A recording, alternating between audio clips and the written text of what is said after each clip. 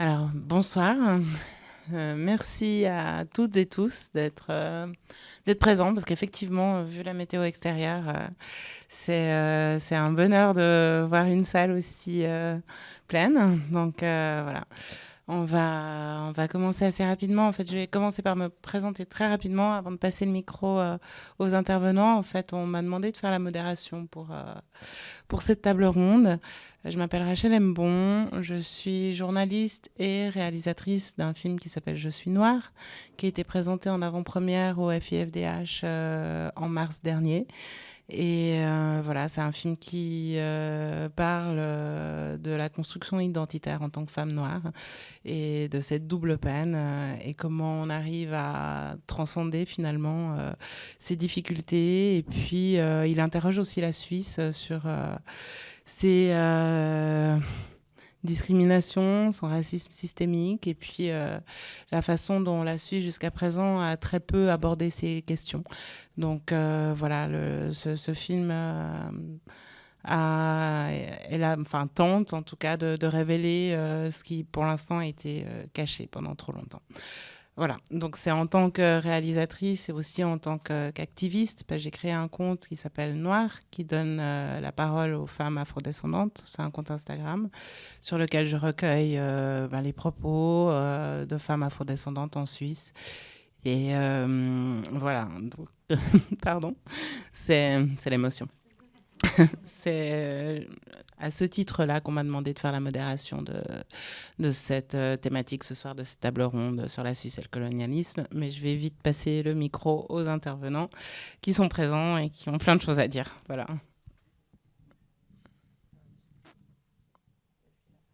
Bonsoir. Donc, je m'appelle Amanda Fernandez, je suis déléguée à l'intégration de la ville de Vevey. Donc, je suis en charge de mettre en place le programme d'intégration communale. Donc, c'est en gros mettre en place des prestations pour aider les personnes qui vont vivre durablement dans la ville de Vevey à s'intégrer. Donc, ça passe par différentes prestations. Peut-être que je reviendrai dessus plus tard. Et puis aussi, on est en charge donc de mettre en place des actions de sensibilisation contre le racisme et la discrimination. Bonsoir, Fanny Abbott, je travaille au musée historique de Vevey. Et donc je suis là, non pas en tant que spécialiste de la thématique, j'ai une formation d'historienne, mais je me suis spécialisée plutôt sur le Moyen-Âge, donc pas tout à fait les thématiques de ce soir, mais je suis là pour plutôt peut-être amener la question de la méthode historique et peut-être aussi ce qui a été fait ou ce qu'il y a à faire par rapport à l'histoire de Vevey.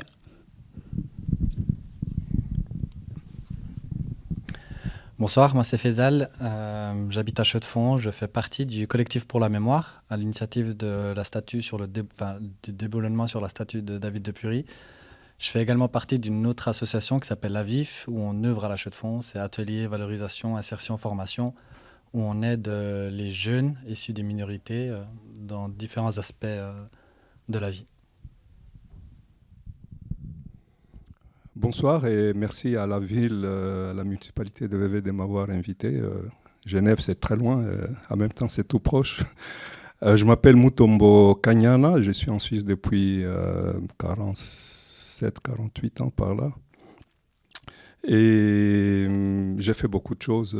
En ce moment, je suis le directeur de l'Université populaire africaine en Suisse. Et puis secrétaire général du premier mouvement de lutte contre le racisme anti-noir, le CRAN, qui est le Carrefour des réflexions et d'actions contre le racisme anti-noir et qui fait aussi office d'observatoire. Nous publions des rapports, etc., sur le racisme anti-noir en Suisse. Dans une vie plus ou moins antérieure, assez récente, j'étais aussi en charge des questions liées aux discriminations, au racisme à l'UNESCO et j'ai mis en place notamment la coalition internationale des villes contre le racisme qui continue encore à exister aujourd'hui. Voilà ce que je peux dire en résumé. Merci.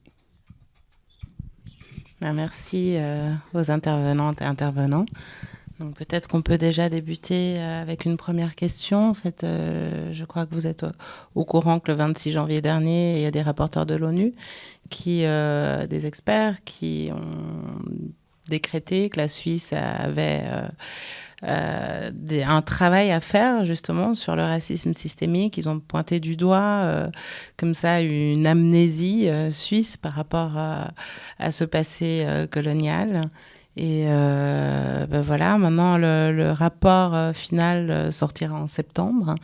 Mais d'ici là, il y a encore des choses qui vont être révélées. Donc comment vous percevez ce lien entre justement la thématique de ce soir et peut-être qu'on peut commencer par vous, Fanny. Voilà. Merci. En fait, je pense que je vais vous expliquer aussi un peu comment j'ai vécu les choses ces dernières semaines. Comme ça, vous verrez aussi un peu la démarche qui s'inscrit en fait dans la ligne de la soirée.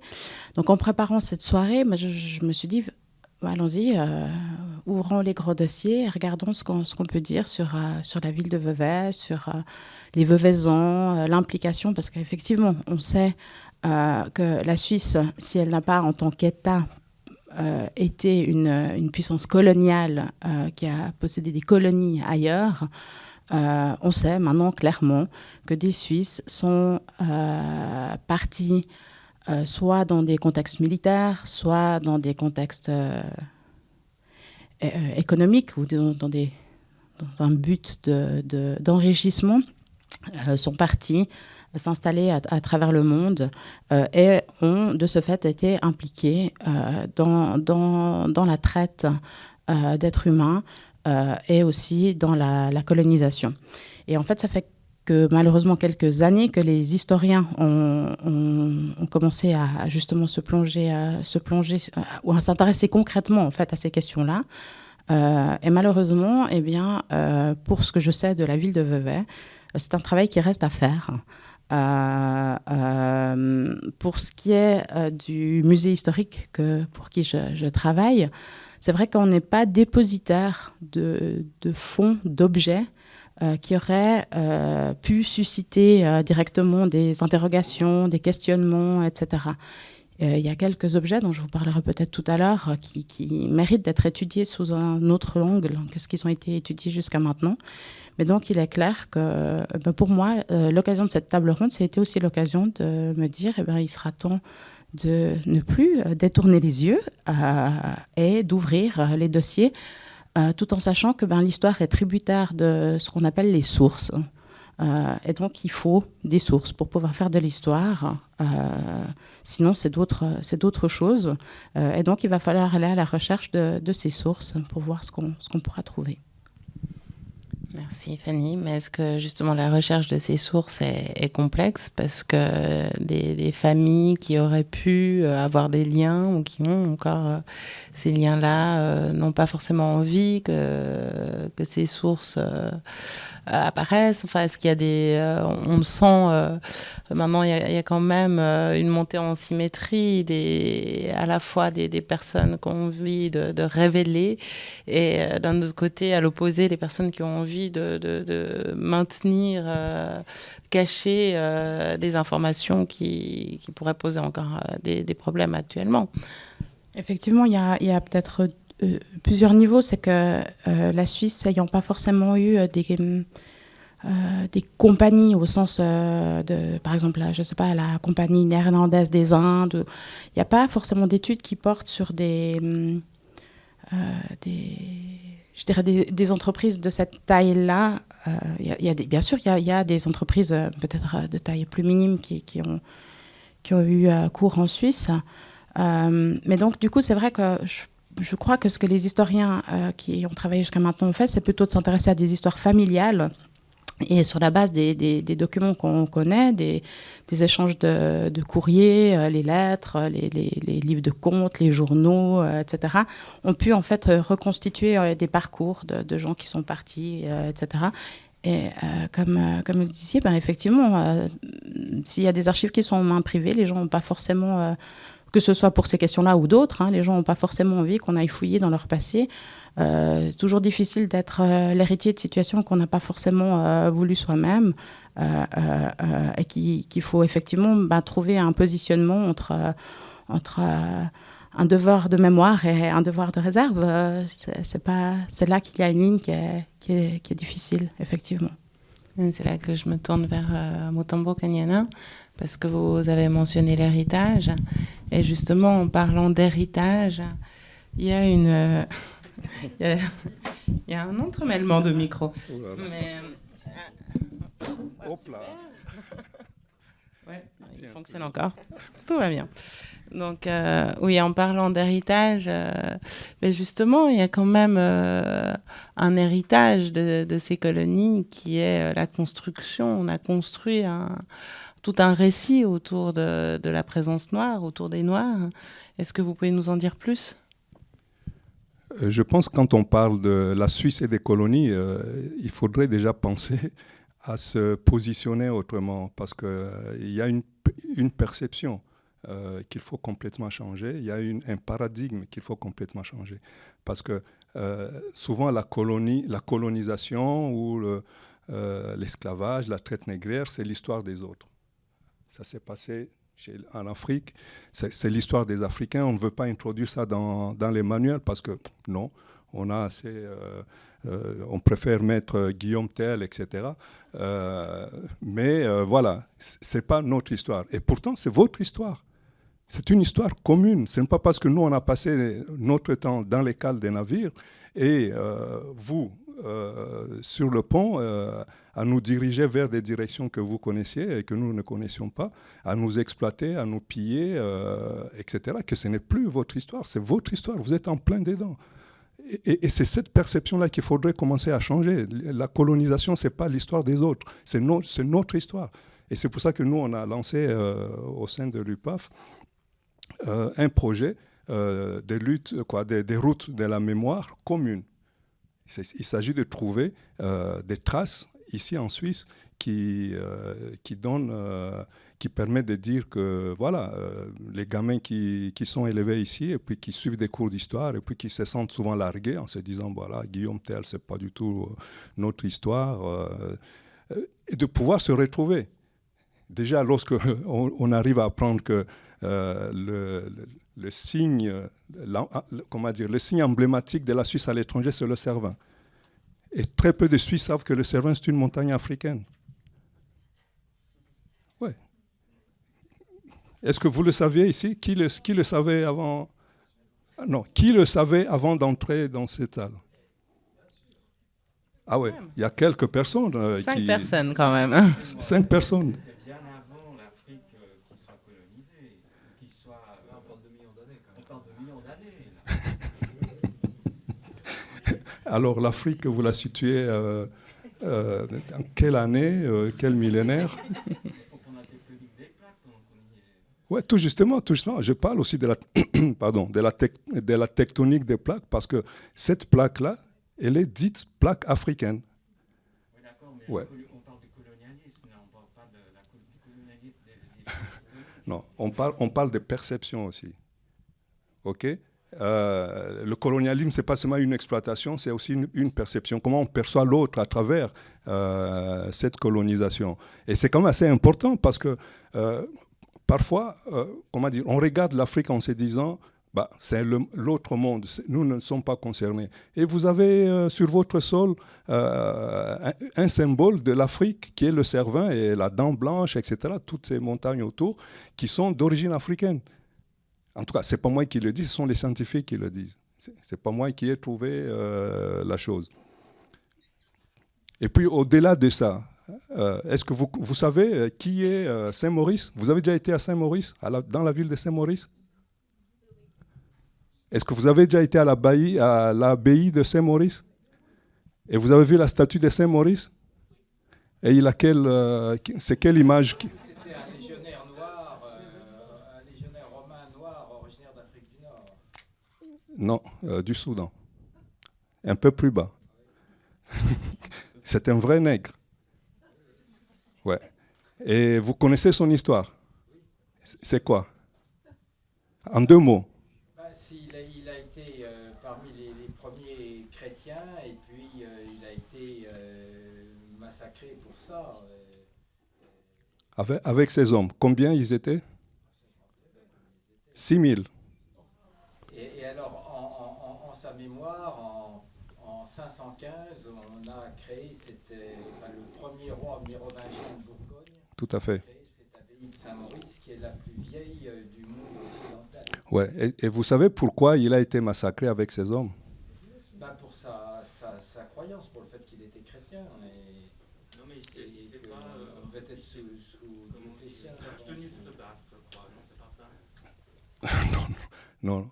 Il avait été envoyé par un empereur romain pour réprimer une révolte d'une peuplade autour de Saint-Maurice, en tout cas autour de Saint-Maurice aujourd'hui. Et arrivé sur place, il constate qu'ils partagent la même religion qu'eux. Et il refuse de les exterminer. Et après, l'empereur envoie une force encore plus importante. Et c'est là où ils se disent, voilà, nous, on préfère nous laisser, exécuter un à un. Et ils ont été massacrés un à un. Et c'est pour ça que on appelle ça des martyrs. Et c'est pour sauver des Suisses qu'ils ont été massacrés. Ça, on ne le dit pas. Donc, il y a des traces comme ça qu'on peut retrouver ici et là qui montrent que la présence africaine, ça n'a pas commencé uniquement avec les dealers. Okay? Ça a commencé aussi avec toute une histoire chargée positivement. Positivement pour vous comme pour nous. Et c'est là où le changement de paradigme devrait intervenir par rapport à la colonisation. C'est évident que les Suisses n'ont pas, au niveau de la gouvernance, ils n'ont pas développé une gouvernance coloniale sur un territoire quelconque en Afrique. Même si on peut peut-être le penser quand on pense à ce qu'a fait la mission de Bâle. Est-ce que vous connaissez ce qu'est la mission de Bâle?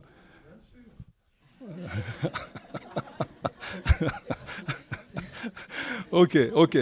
Juste pour terminer, la mission de Bâle était le bras armé de la colonisation suisse en Afrique. Bon, ils se sont limités au Ghana. Hein, et le cacao, le café, etc., qu'il y a au Ghana, c'est la mission de Bâle qui l'a introduit. Et donc, les premiers lieux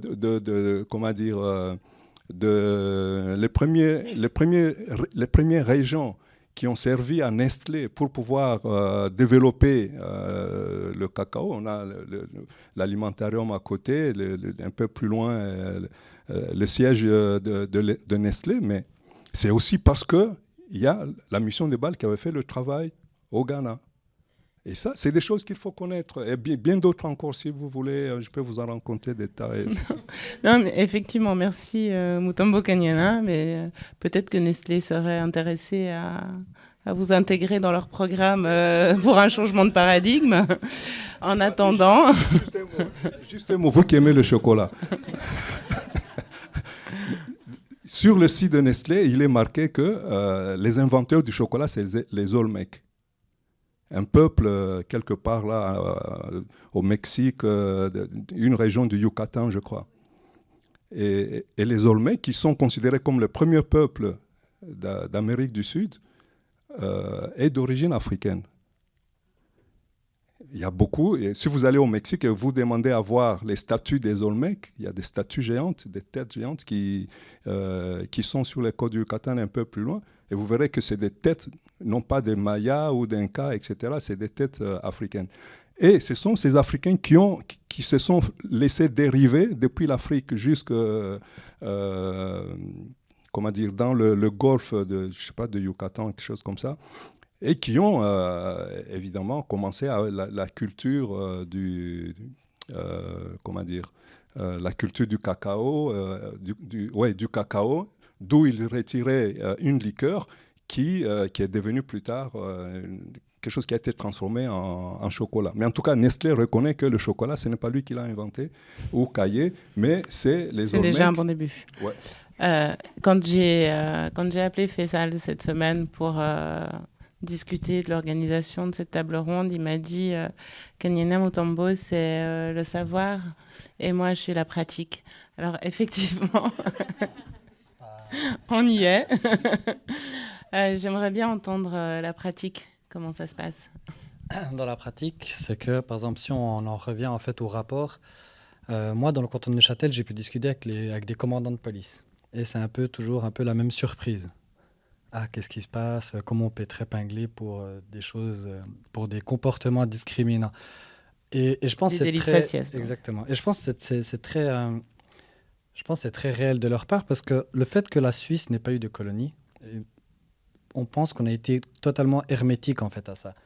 C'est que quand on parle de colonialisme ou qu'on parle de la traite négrière ou des choses comme ça, il y a eu une formidable machine de propagande derrière. On a eu des scientifiques qui ont théorisé en fait sur la supériorité des races. On a eu l'appui du Vatican pour légitimer en fait tout ça et pour amener la population à avoir un mindset qui leur permette de maltraiter d'autres populations en légitimant en fait, pas de Des déshumanisés, exactement, en fait. de déshumaniser. Il y a eu toute une machine de propagande qui a duré des siècles et qui était tout autour de nous. Et le fait qu'on n'ait pas eu de colonie, ben, on pense qu'en Suisse, ben, on n'est pas impacté, on n'a pas été touché par ça, on était complètement hermétique et qu'on n'a pas les résidus en fait de toute cette idéologie-là.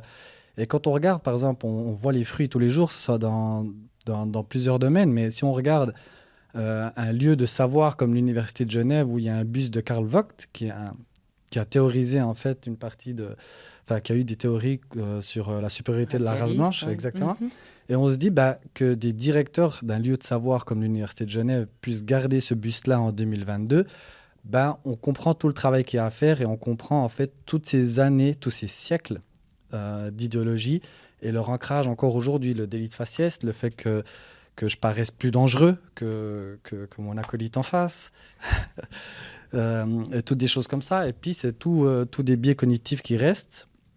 Et puis, ça impacte la vie de toutes les personnes qui peuvent être perçues comme différentes, appartenant à des minorités afrodescendantes ou autres.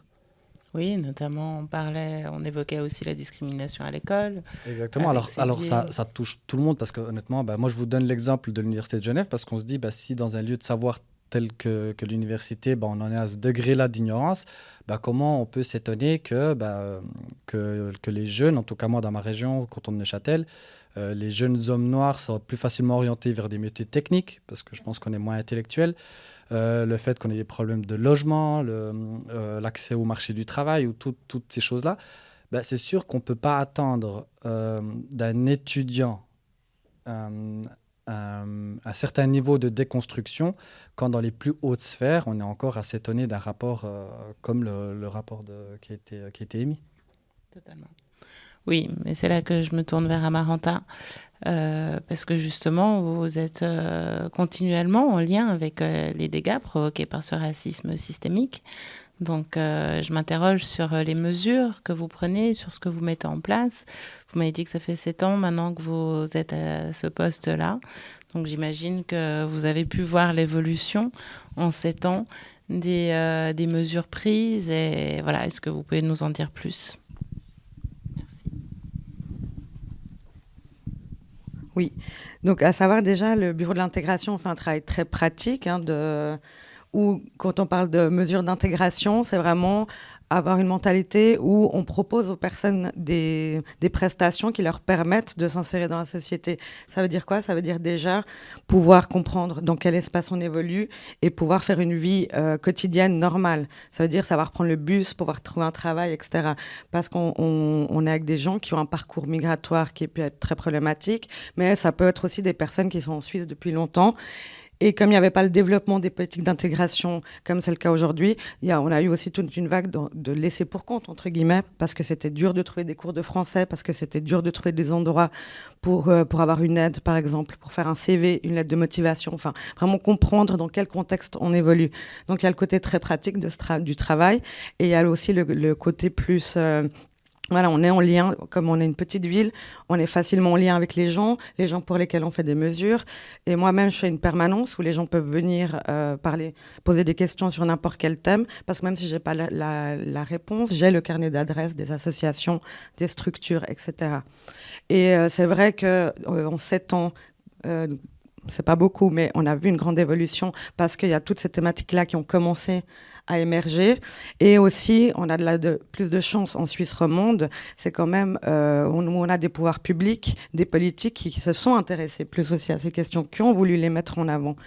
Et par exemple, la ville de Vevey a mis des cours de français en place depuis plusieurs années, ce qui n'était pas fait à un prix modeste pour les personnes précaires. Et c'est vrai que ça n'existe pas forcément partout encore aujourd'hui. Et on a vu cette évolution, et ça fait maintenant un peu plus de 10 ans que le bureau de l'intégration existe à Vevey. Et au niveau cantonal, on a le bureau cantonal d'intégration, le BCI. Et on est en lien aussi avec tous les pouvoirs publics au niveau fédéral, comme la Commission fédérale contre le racisme ou le service de lutte contre le racisme. Et on a vu toutes ces années vraiment une envie aussi de différentes personnes dans les pouvoirs publics de parler de ces questions.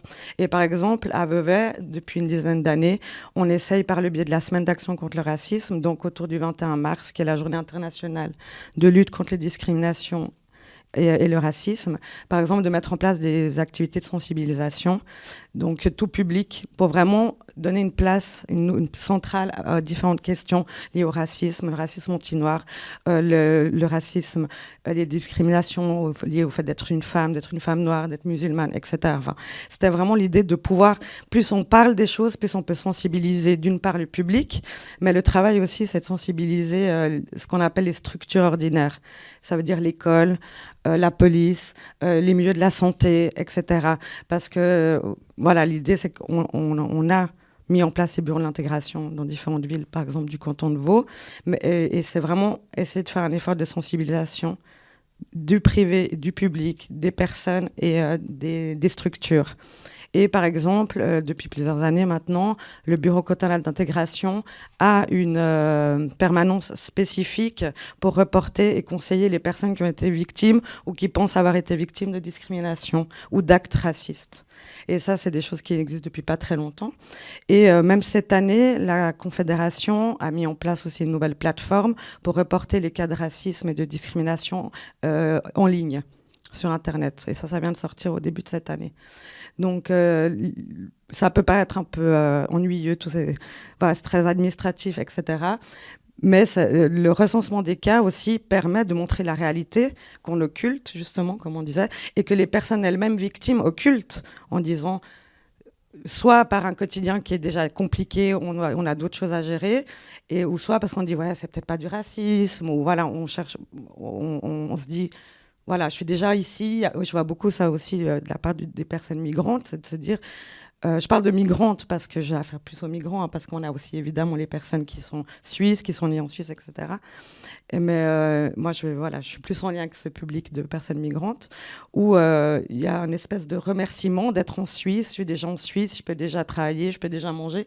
Et du coup, qui n'osent pas aussi passer le pas de dénoncer un acte raciste. Et ça, du coup, c'est très important qu'on parle de ces thèmes-là le plus possible, tout le temps, partout, pour que voilà, les gens prennent aussi confiance. Et c'est ça aussi aujourd'hui pour moi le rôle des pouvoirs publics, d'une administration publique, d'une bibliothèque, etc.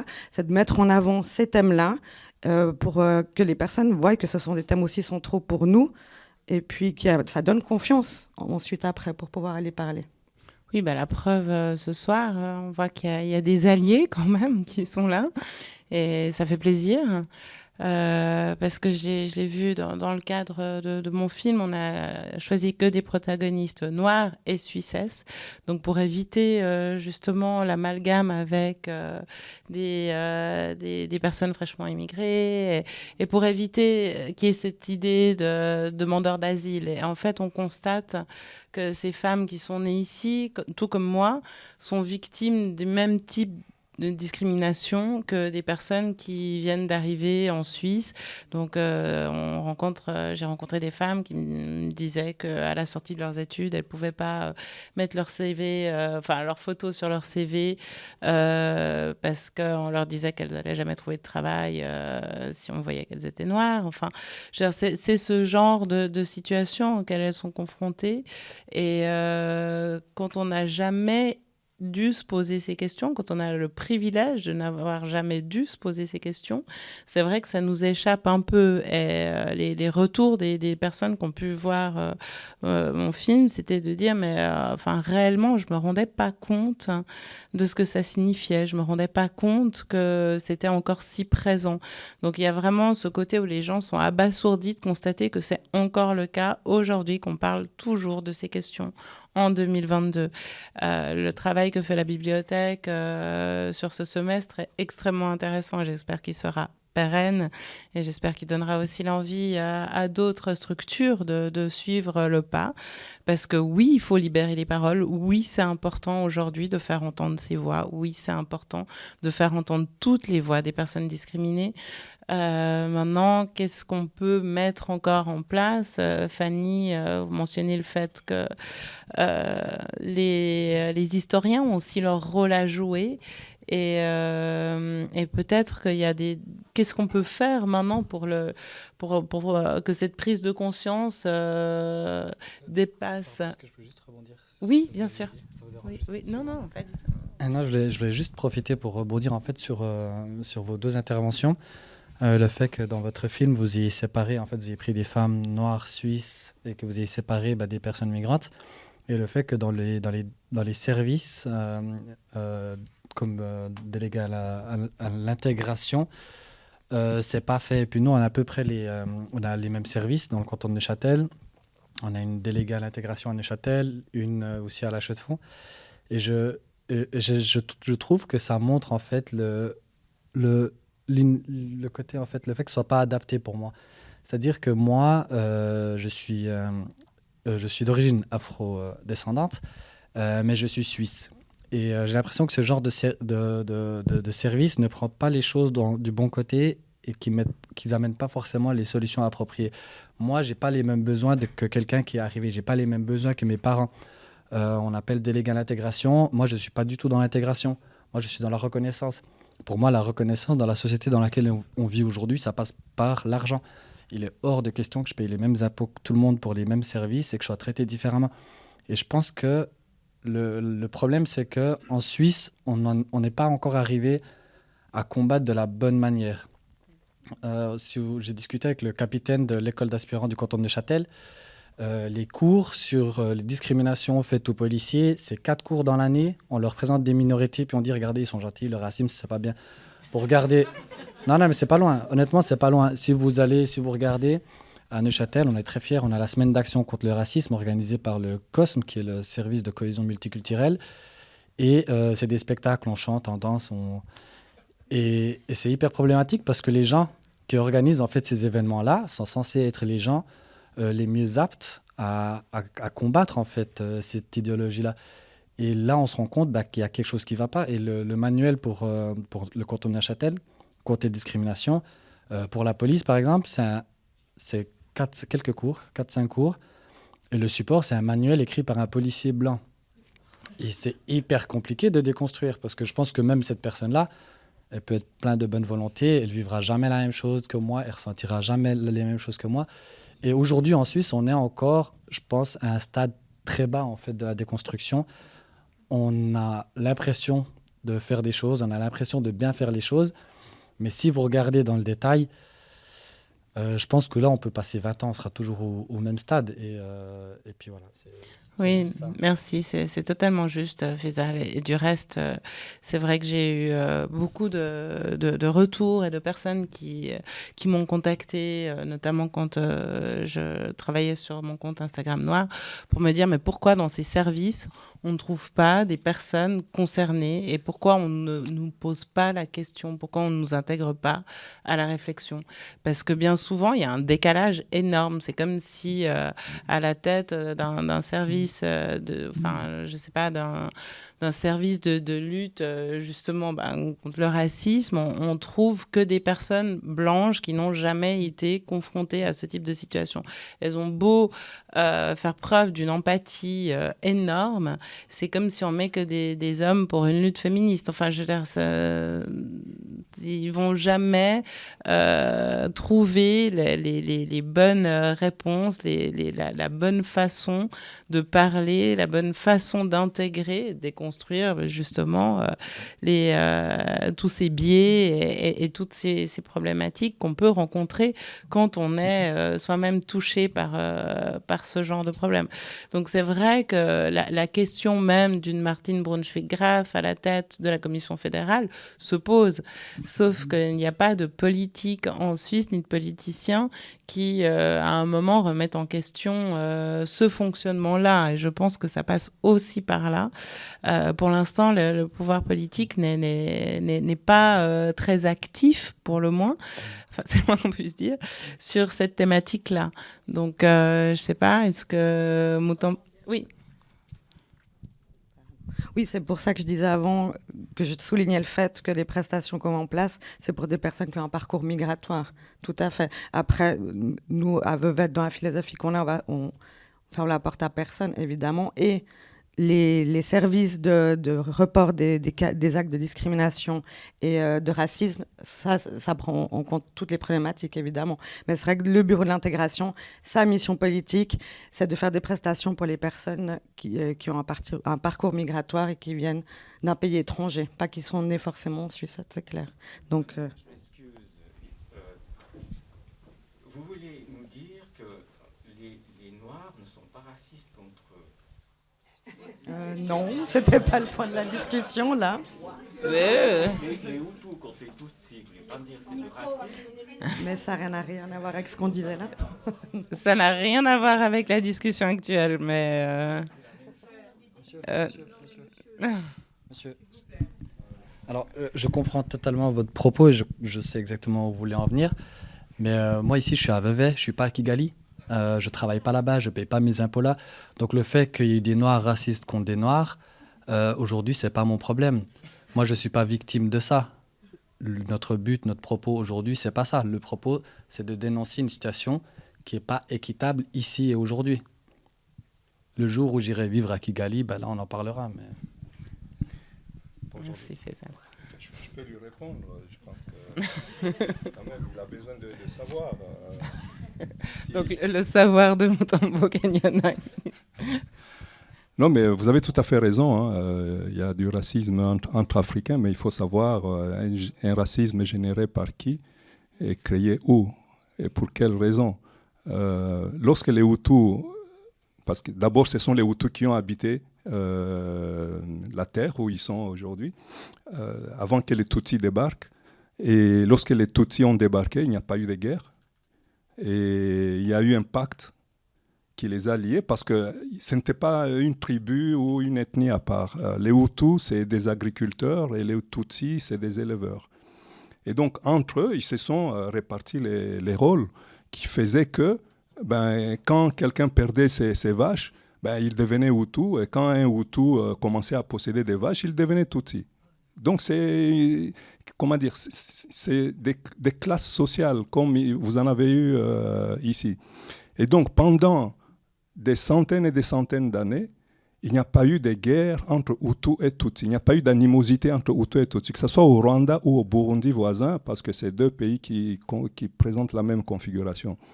Il a fallu que la colonisation arrive, commence à faire des distinctions entre Hutus et Tutsis, à décrire les Tutsis comme étant race des seigneurs, ils sont proches du blanc, ils sont supérieurs, etc. etc. Et les Hutus comme étant des petits négroïdes qui sont retardés mentalement, etc. etc. Lorsqu'on enseigne, on vient avec une telle idéologie, c'est évident qu'au bout de quelques décennies, les élites qui ont été formées dans cette idéologie, ils se nourrissent de cette idéologie. Et ça a donné les premiers affrontements entre eux en 1959, qu'on a appelé la révolution Hutu, où les Hutus ont chassé pas mal de Tutsis. Bon. Moi, j'habite à côté, au Congo. On a suivi ça depuis là-bas. Et donc, quand il y a eu le génocide en 1994, c'est aussi parce que les mêmes élites, évidemment, pour conquérir le pouvoir, s'appuient sur ce que la colonisation leur a appris. Donc le racisme qui est réel entre Hutus et Tutsis, c'est un racisme qui a été généré d'abord par les Allemands, qui ont les premiers colonisé ces deux pays, ensuite continué par des Belges, et pas seulement par des Belges, parce qu'il y a un des vôtres, Monseigneur Pérodin, qui est un Valaisan, qui était le véritable homme fort du Rwanda. Et jusqu'à sa mort, il n'y a pas très longtemps, il n'a jamais demandé des excuses aux Tutsis parce que c'est lui qui était le maître à penser des Hutus, en tout cas des élites Hutus. Et le premier président du Rwanda, Kayibanda, mais c'était auparavant son secrétaire particulier. Et donc Pérodin, c'est lui qui, je ne dis pas qu'il a armé de machettes les Hutus, mais en tout cas, il les a suffisamment sensibilisés à ce que voilà, ils puissent utiliser les armes contre les autres. Et dernière chose, puisqu'on est dans le savoir, c'est toujours bien de savoir, la philosophie africaine, d'une manière générale, enseigne qu'on se définit par rapport à l'autre. C'est l'Ubuntu. Je suis parce que tu es. Je ne peux pas être sans que j'ai un semblable devant moi, parce que s'il disparaît, je ne peux plus me définir. C'est le b.a.-ba de toute idéologie, d'identité, d'identification, parce que si vous voulez vous définir, vous allez vous définir par rapport à quoi? À votre chien, par rapport à votre vache. Donc, vous allez vous définir par rapport à un autre humain. Et vous n'allez pas décimer cet humain-là, parce que quand vous le décimez, vous le faites disparaître. Et donc, à l'idéologie Ubuntu de « je suis parce que tu es », a été substituée cette idéologie coloniale « je suis parce que tu n'es pas ». Merci. Bon, il faut rebondir après ça. Pas évident. Oui, non. Oui, mais justement, alors je passe le micro à Fanny Abbott. Voilà. Je vais essayer, mais en fait, il y a un élément que je trouve qui est intéressant, qui ressort des dernières interventions, et que je pense qui est très important. Je ne rouvre pas la question du Cervin, mais plutôt celle de Guillaume Tell, parce que, voilà, on fait des études en histoire. Je côtoie aussi des jeunes qui font leur parcours à l'école et qui étudient l'histoire. Et il y a un phénomène que je trouve assez inquiétant, c'est que on s'intéresse malheureusement assez peu à l'histoire suisse. Quand on fait ses études en Suisse, en tout cas dans le canton de Vaud, c'est peut-être pas le cas dans tous les cantons. Malheureusement, là, au gymnase, à Lausanne, les élèves, pour faire leur cours d'histoire, ils ont des manuels français. Alors, bien, ça donne une certaine ouverture d'esprit, ça montre d'autres choses, mais ça pointe exactement ce que vous disiez tout à l'heure, c'est que ça permet à chaque étudiant vaudois de se dire « Ouh, les Français, ils ont fait ça, les Français, ils avaient la Martinique, ils avaient la Guadeloupe, ils ont fait ça, ils ont... Pas nous ». Et en fait, je pense que pour aller dans le sens de ce qu'on disait, si on veut pouvoir déconstruire pour que les futurs directeurs d'université ceux de demain ou d'après-demain soient choqués ou réagissent ou prennent position ou mettent en place des choses, il faut qu'ils aient eu entre guillemets, les armes pour le faire, ou en tout cas le fameux savoir dont on parle. Et je pense que, en tout cas de mon point de vue, je me rends compte que là, il y a peut-être effectivement une grosse lacune. C'est que la Suisse, en tout cas, disons, le canton de Vaud, faisant souvent... Moi, j'ai eu de la chance parce que j'ai eu un enseignant qui, si je ne me trompe pas, est par là. Elle nous a fait voyager quand moi, j'ai fait de l'histoire avec lui. Mais c'est rarement le cas, en fait. Il y a des sujets qui reviennent toujours, d'année en année, de parcours en parcours. Voilà, j'entends le mot prononcé, mais ce n'est pas pour autant qu'on ne doit plus en parler. Mais en même temps, c'est vrai qu'il y a d'autres histoires à raconter, en fait, et qu'on ne le fait pas, parce qu'en fait, on reproduit des schémas. Et, je ne me permets pas de juger tous les enseignants, je n'ai absolument pas été dans toutes les classes et je pense qu'il y a plein d'enseignants qui font sûrement du super boulot, mais c'est vrai que ça sous-entend aussi qu'il faut une production de manuels, il faut interroger les bonnes personnes, il faut avoir les bons chercheurs, les bonnes études qui soient faites pour qu'on puisse après faire ce qu'on appelle de la vulgarisation, pour qu'on puisse pour discuter de ça avec des petits, des très petits, et puis qu'on puisse avoir justement une base commune. Et avoir un phénomène de mise en lumière pour que ce ne soit pas une surprise. pour les gens, en fait. Et que peut-être, je ne sais pas, c'est en tout cas un des éléments que j'avais l'impression de pouvoir mettre en évidence par rapport à ce qu'on disait.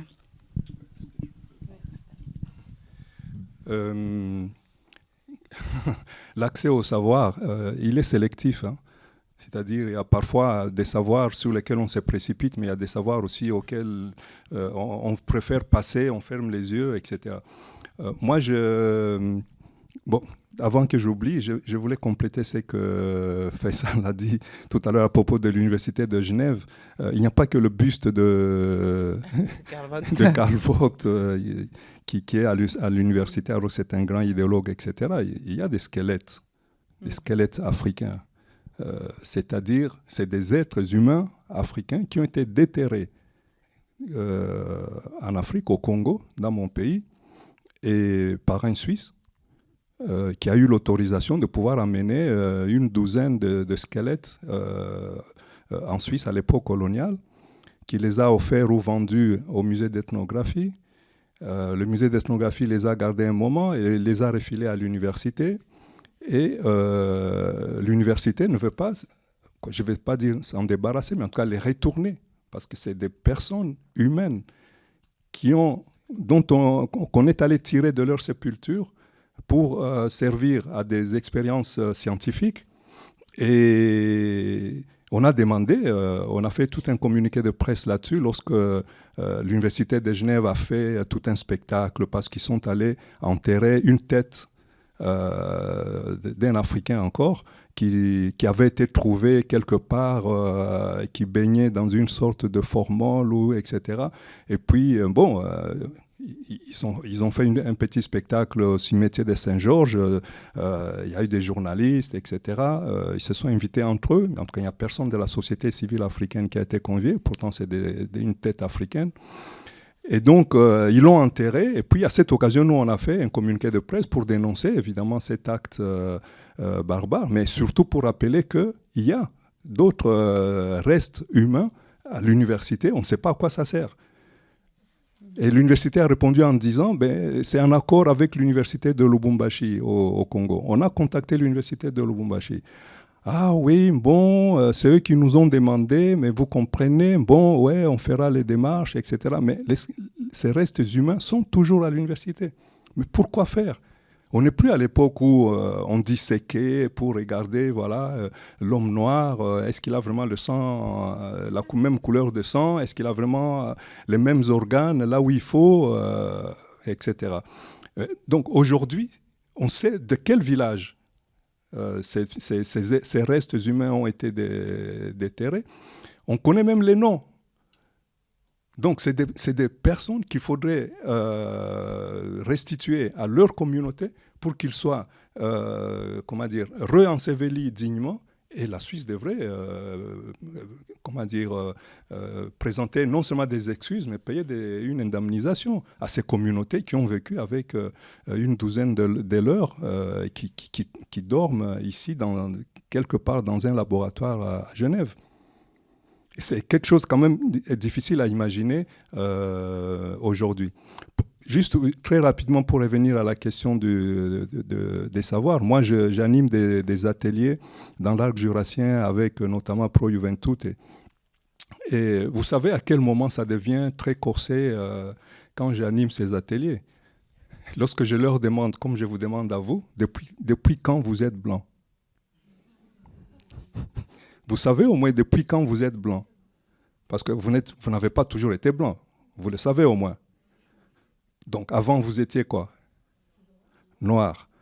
Et depuis quand vous avez viré du noir au blanc? Qui est au courant de cette histoire? C'est vrai que c'est un problème biologique. Oui, non. Tout à fait. Bon, c'est évident que lorsqu'il y a eu les premières migrations, parce que l'Homo sapiens, donc le premier être humain, est apparu il y a 200 000 ans environ, un peu plus. Et les premières migrations se situent autour de 50 000 ans.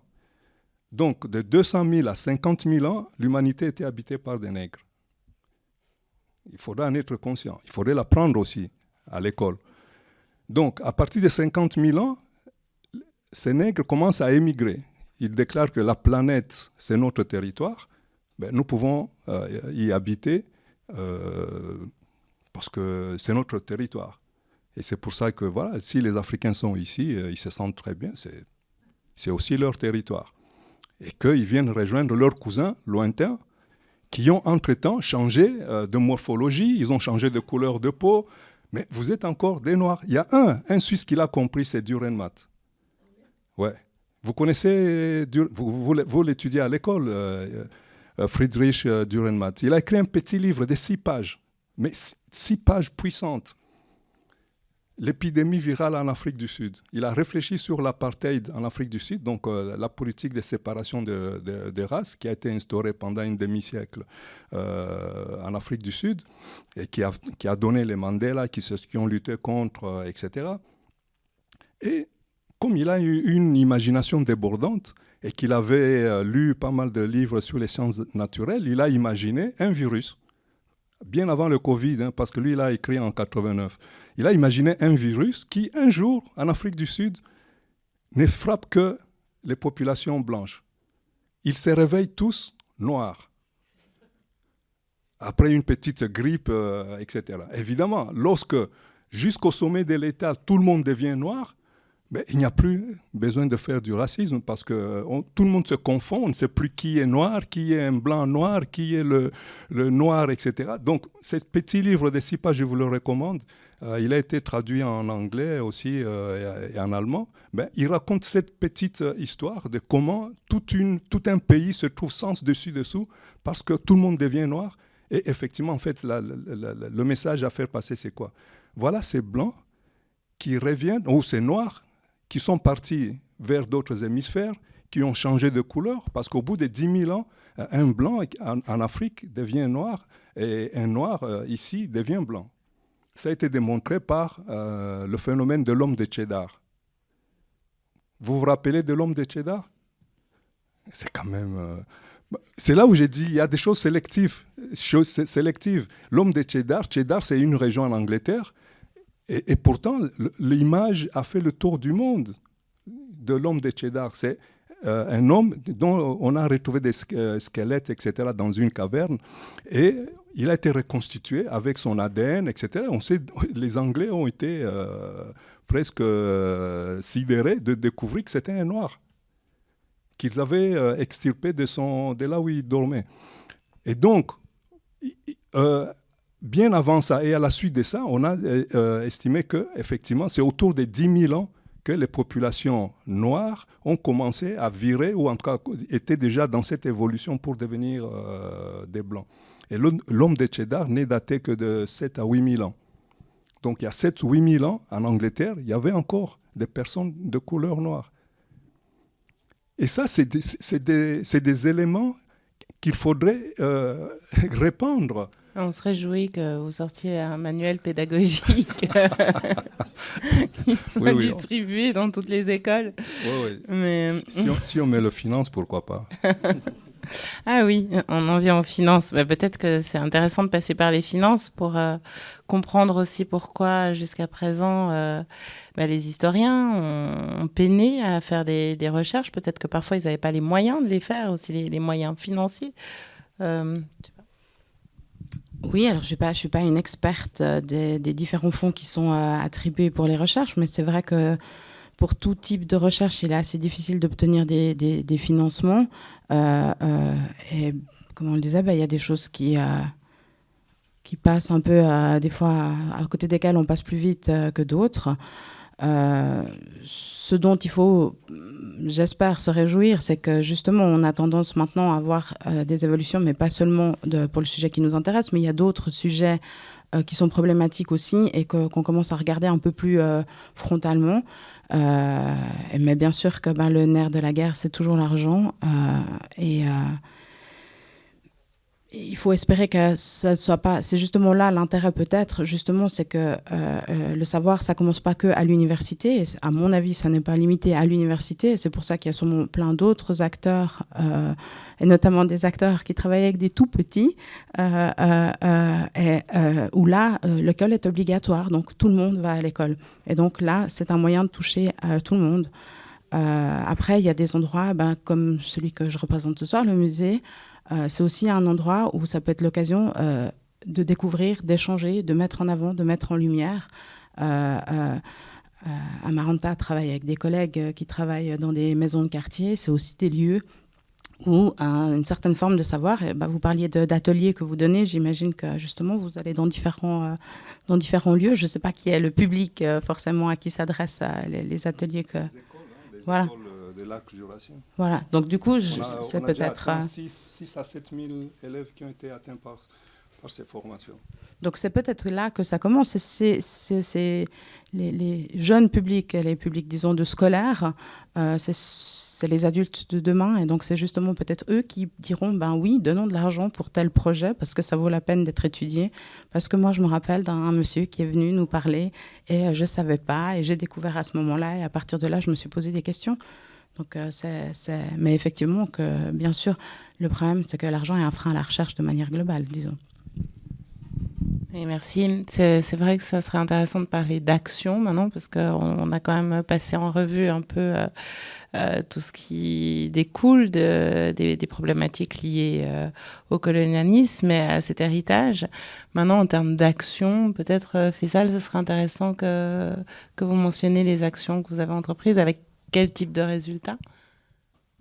Avec les résultats, ça va être compliqué, mais nous, ce qu'on a fait, on avait lancé la pétition pour déboulonner la statue de David de Pury. Il faut savoir que David de Pury, c'est, je pense, un peu le Guillaume Tell vraiment de Neuchâtel. C'est une des personnes les plus connues. Il a une place à son nom, une place très connue. Il a une statue, très grande statue. Alors nous, on avait lancé cette pétition.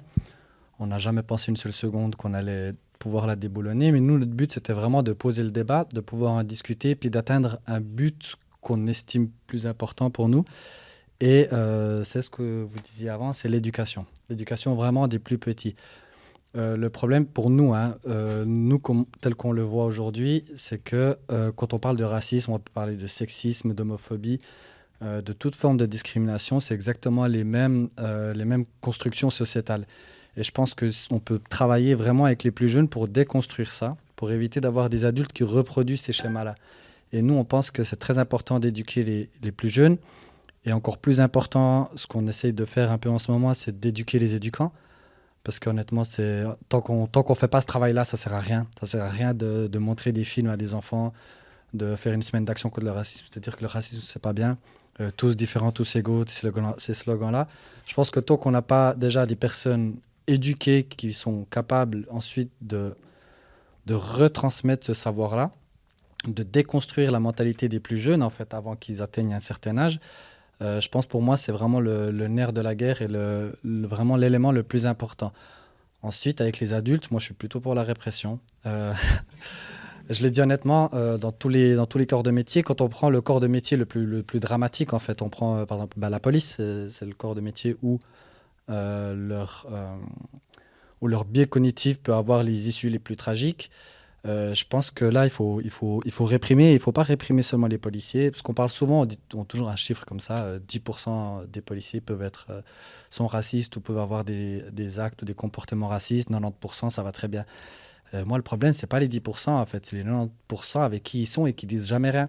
Et je pense que tant qu'on n'engage pas la responsabilité de cette majorité silencieuse et complice, pour moi, je pense qu'on ne fera pas avancer les choses. On ne va pas me faire croire qu'il y a 20 policiers racistes dans tout le canton de Vaud et ils sont toujours ensemble.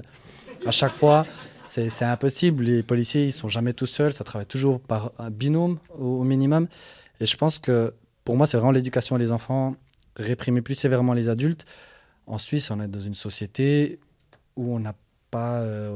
pour moi, ce que j'ai l'impression, l'entité vraiment la plus radicale, c'est la famille, c'est papa, maman et les enfants. Et je pense que tant qu'on ne met pas en danger ce nœud-là en disant à quelqu'un, si ton collègue fait quelque chose, tu prends la même chose que lui, tu es pénalement répréhensibles pour la même chose. Tant qu'on ne met pas ça en place et que le policier se dise ouais, bon, mon collègue, je l'aime bien, mais je préfère subvenir aux besoins de ma famille, je pense qu'on ne fera rien avancer.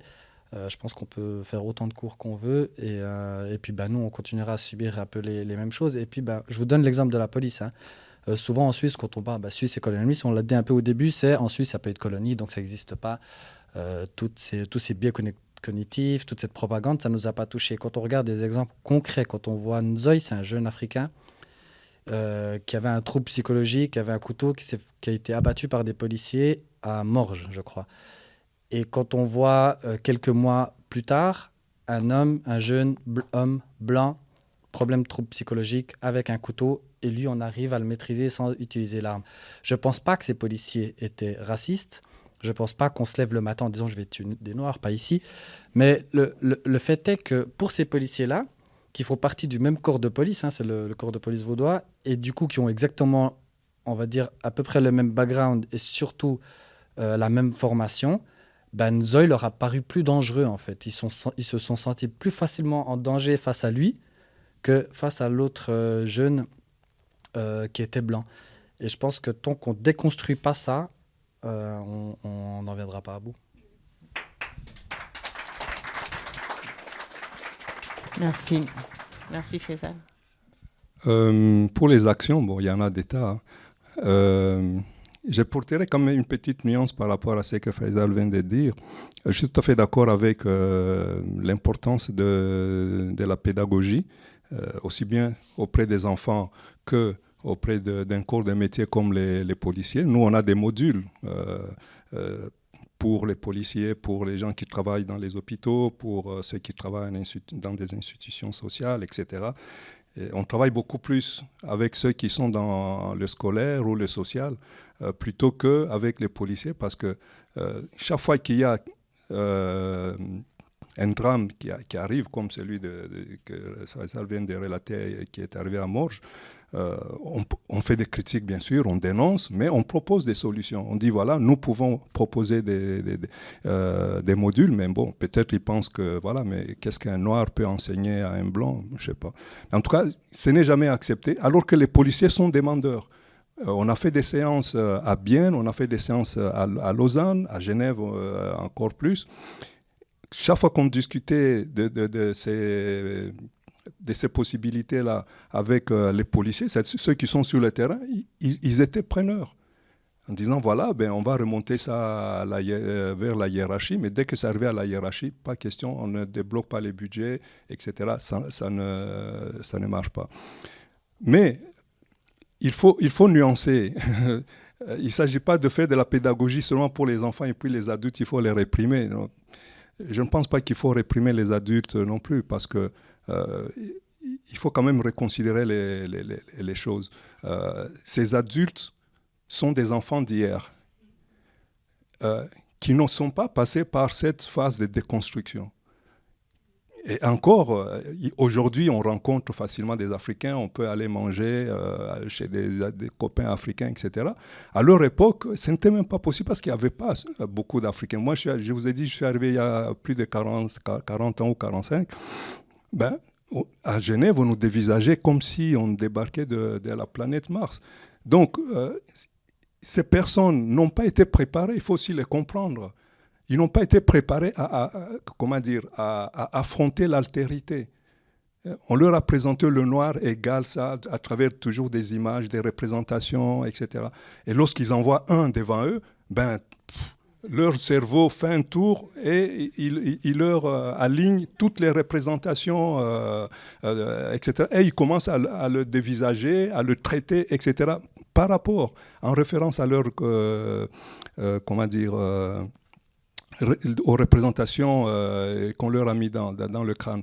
Et ça, c'est des choses dont il faut tenir compte aussi. On ne peut pas condamner les adultes, les familles, etc., où circule un discours raciste, dire voilà, on va les réprimer, il faut qu'on renforce encore plus l'arsenal juridique, etc. Oui, on peut renforcer, mais il faut aussi savoir que puisque tout commence depuis l'enfance, il faut commencer par là. Et les adultes d'aujourd'hui qui sont racistes, ils sont aussi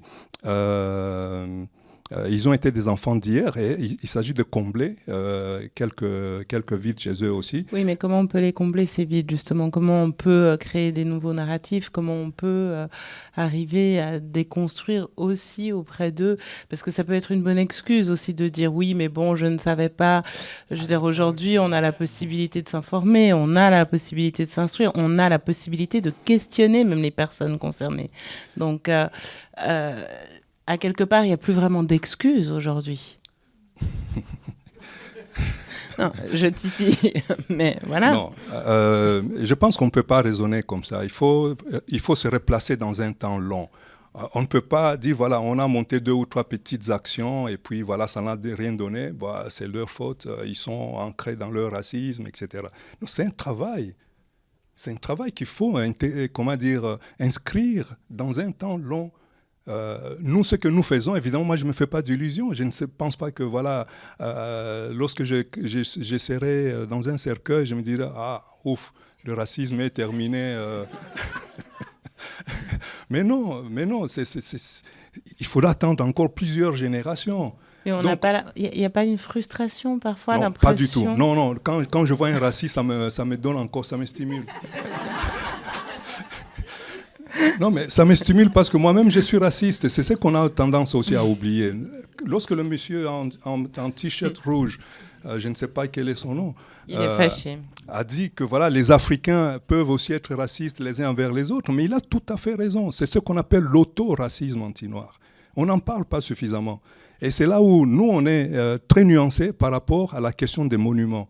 Nous, on est contre le déboulonnement des monuments parce que ces monuments représentent une page d'histoire. On arrache cette page et puis quoi? Est-ce qu'on a changé l'histoire? Bon, là, il y a 2 générations qui se confrontent. Hein. Il y a un conflit générationnel, clairement. Prends le micro là, mais... J'ai pas fini.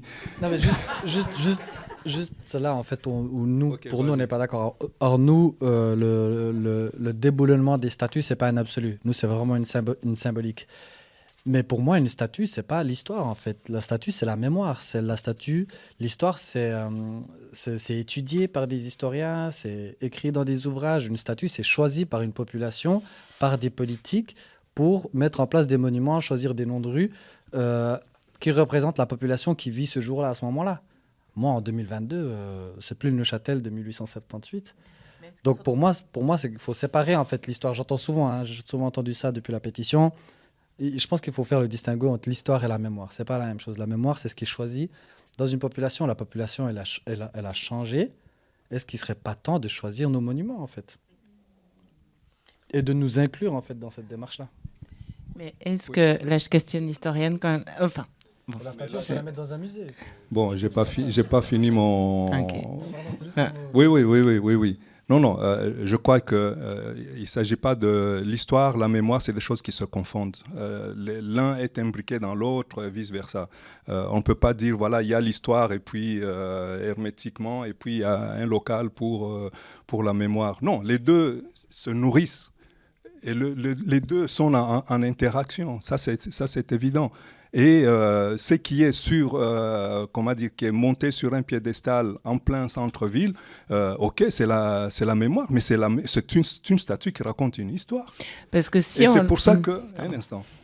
Non, mais c'est très important de comprendre la logique de ce raisonnement. Parce que quand une statue comme celle de Depury raconte une histoire, mais quelle histoire elle raconte? L'histoire de la traite négrière, qu'on n'apprend pas à l'école. Mais on voit juste Depury trônant en plein milieu de Neuchâtel parce qu'il a gagné beaucoup d'argent, il a été fortuné, etc. Et puis ceux qui sont reconnaissants lui ont érigé un monument. Mais l'histoire des gens qui ont fait sa fortune, qui la connaît? Et c'est pour ça que nous, on a proposé plutôt, au lieu de démonter la statue de Depury, mais d'ajouter un monument qu'on appellerait le monument bis, qui raconterait cette histoire qui n'a pas été racontée jusqu'à présent. Parce que jusqu'ici, on a raconté l'histoire de Depury. Ah, il a fait fortune, etc. Et grâce à lui, Neuchâtel est devenu une ville moderne, etc., etc. Mais ceux qui ont travaillé à ça, et c'est pour ça que le même principe devrait s'appliquer partout. Partout où les pays européens ont profité de la colonisation, ont profité de la traite négrière pour s'ériger en puissance prospère, etc., il faut que cette histoire-là soit connue. Ça pourrait relativiser lorsque vous donnez votre billet de 10 francs, etc., tel pour l'aide humanitaire, de se dire que voilà, je donne cet argent, mais aussi parce que ça vient corriger une histoire que j'ai créée et qui fait qu'aujourd'hui, il y a beaucoup de populations africaines qui sont paupérisées. Et c'est cette histoire-là qu'on devrait retrouver dans ces monuments bis. Il ne s'agit pas de faire le distinguo entre mémoire, histoire, etc. Les deux se confondent. C'est la sagesse qui s'exprime là.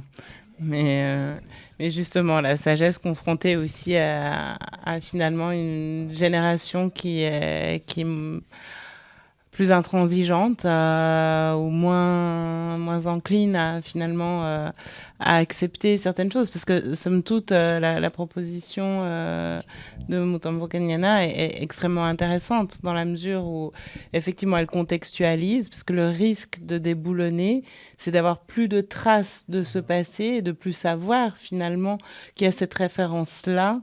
Et c'est risqué, parce que supprimer les références, ça implique aussi de ne plus pouvoir un jour dire, ben voilà, il y a un De Pury qui a existé. Non, je comprends tout à fait et je suis assez d'accord en théorie avec le principe en fait de Kenyana. Mais le problème, c'est que dans la pratique, c'est pas ça. Dans la pratique, David De Pury, c'est juste la place Pury et la statue. On ne connaît pas son histoire, on n'apprend pas son histoire. On ne sait pas vraiment qui il était, à part si vous allez au lycée. Dans toutes les écoles obligatoires, vous n'apprenez pas forcément son implication. Donc tout ce qu'on sait, toute l'histoire qu'on raconte, c'est même pas une histoire, c'est juste une place et une statue.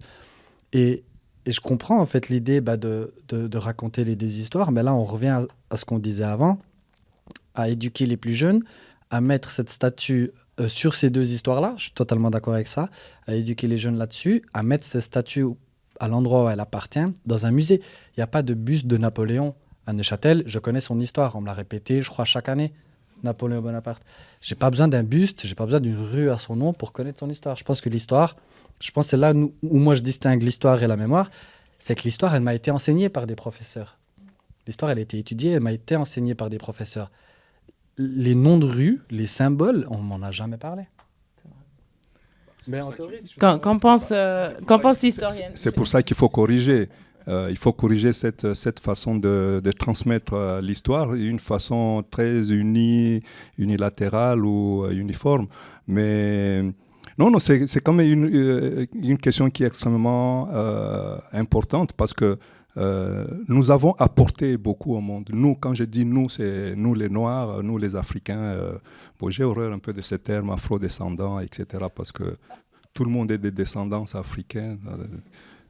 Donc, nous les Noirs, nous les Africains, nous avons apporté énormément au monde, mais il n'y a pas de reconnaissance.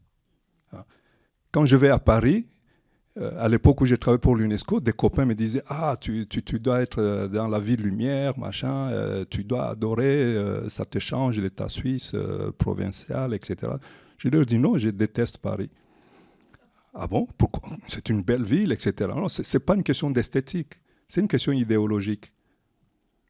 Parce que je n'ai jamais vu une ville qui a bénéficié d'autant d'apports de l'Afrique et qui ignore l'Afrique. Faites essayez de vous balader dans Paris. Combien de monuments, combien d'avenues, combien de rues, quelque chose qui vous rappelle l'Afrique noire? Rien.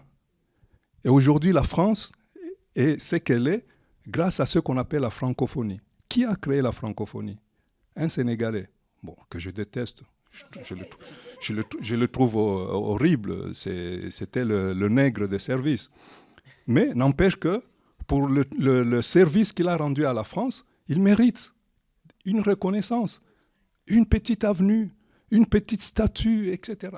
La France est grande dans le monde grâce à quelqu'un qu'elle ignore.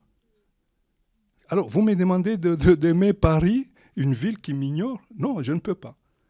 Et donc, c'est pour ça que lorsque nous devons jeter un coup d'œil sur ces statues, ces symboles qui sont dans l'espace urbain, qui transmettent malgré tout. Parce qu'un musée, ok, les gens, on amène des enfants à l'école, dans des musées, etc. Ok, les musées sont là aussi ils remplissent leur rôle.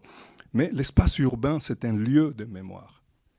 Ça, dans tous les pays, dans toutes les civilisations, l'espace urbain, c'est un lieu de mémoire. Et il faut investir, il faut que l'Afrique puisse investir ces lieux de mémoire.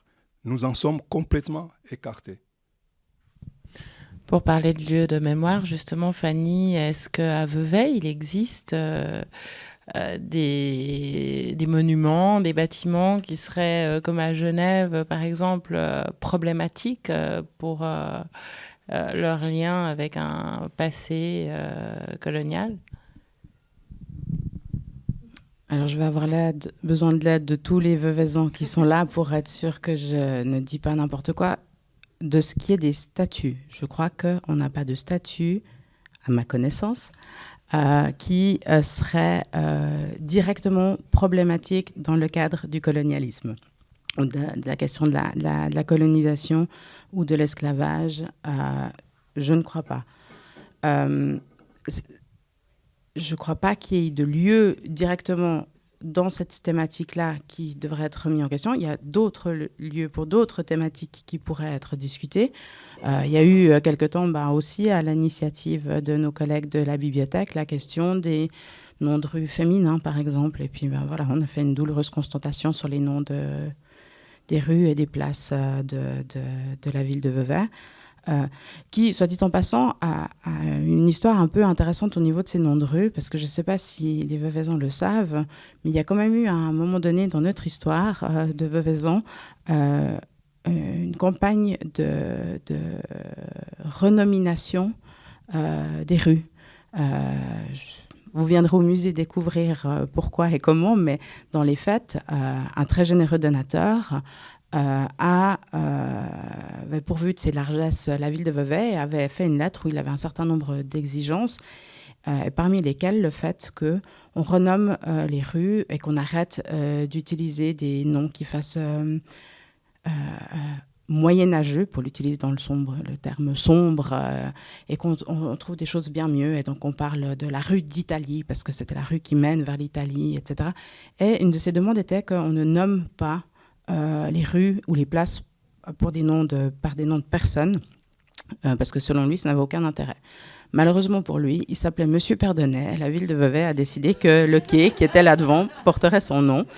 Mais je trouve que c'est pour la plaisanterie, mais c'est pour dire que c'est quelque chose que je trouve qui est effectivement assez intéressant et qui est effectivement questionnant sur la question de l'espace public.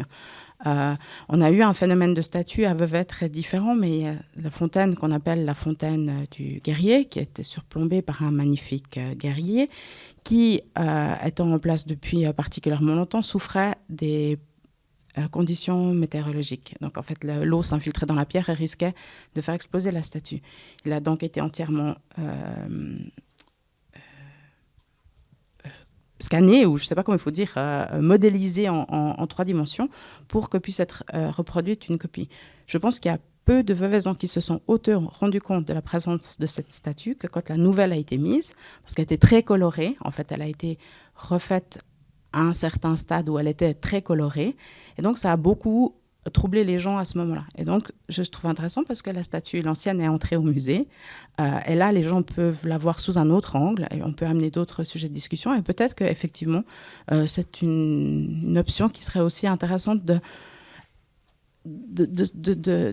peut-être de déplacement. Je ne me rappelle plus malheureusement où, mais je sais que récemment, il y a eu mais pas en Suisse, une statue qui gênait la population, et du coup, elle a été en fait déplacée.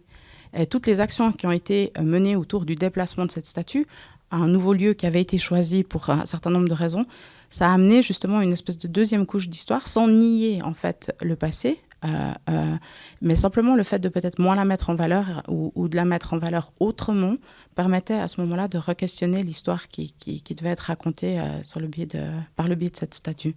Et peut-être que ce serait un moyen de concilier 2 opinions.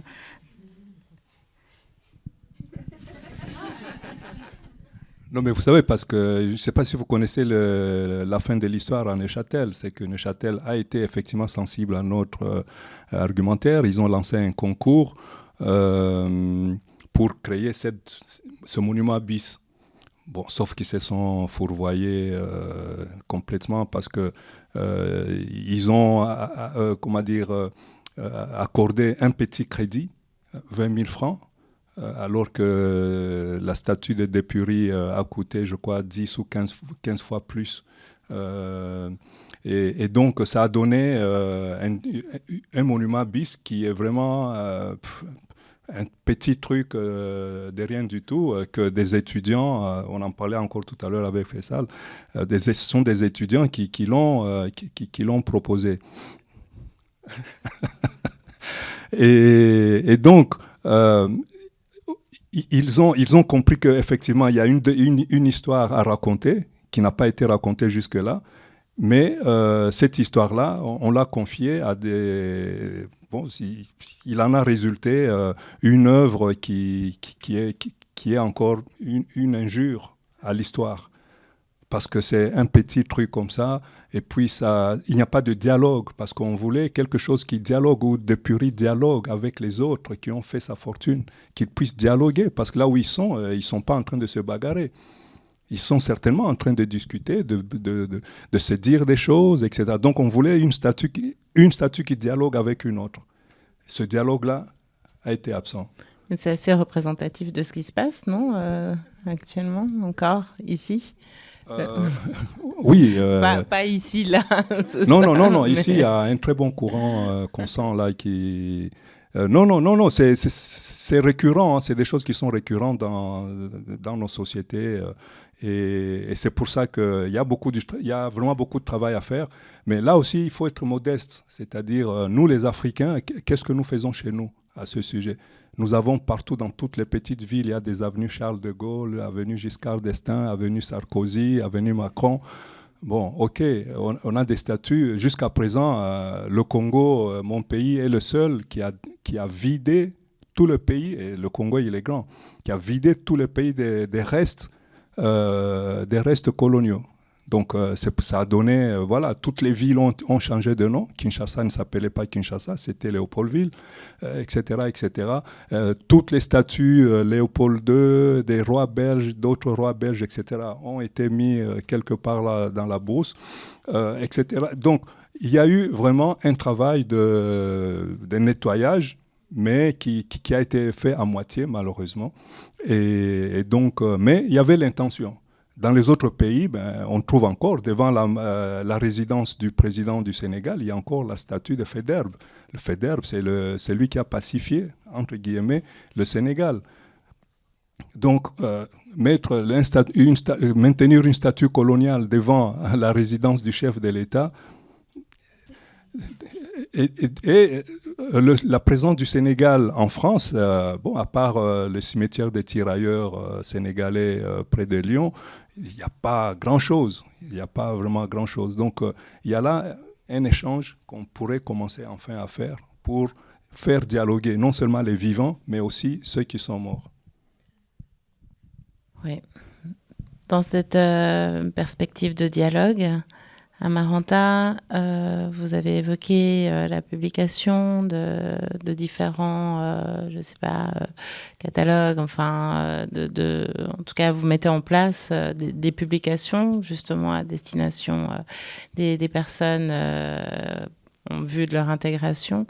Est-ce que vous imaginez à un moment faire quelque chose de plus inclusif, justement pour les personnes qui ne sont pas dans un stade d'intégration, comme l'a mentionné Faisal, mais plutôt dans une volonté de reconnaissance, hein. Est-ce qu'il y a ces discussions-là, en fait? Alors, vraiment, au niveau des politiques d'intégration, malheureusement pas, en fait. Et c'est ça qui doit être discuté maintenant et qu'on a besoin de la société civile, des collectifs, des associations, des personnes militantes. C'est pour amener toutes ces questions-là à un niveau plus politique et que vraiment les politiques puissent s'emparer de ces questions-là plus profondément, parce qu'on est maintenant vraiment... Le travail que je fais est pour une certaine catégorie de population, comme on l'a dit, et là on est vraiment dans la question, je suis noire, je suis suisse, je suis musulman, je suis suisse, il y a quoi pour moi? Et ça, on n'y répond pas encore. c'est ça. Et bien que certains services qui sont déjà mis en place sont évidemment ouverts à tous, mais on a encore ce questionnement à faire maintenant.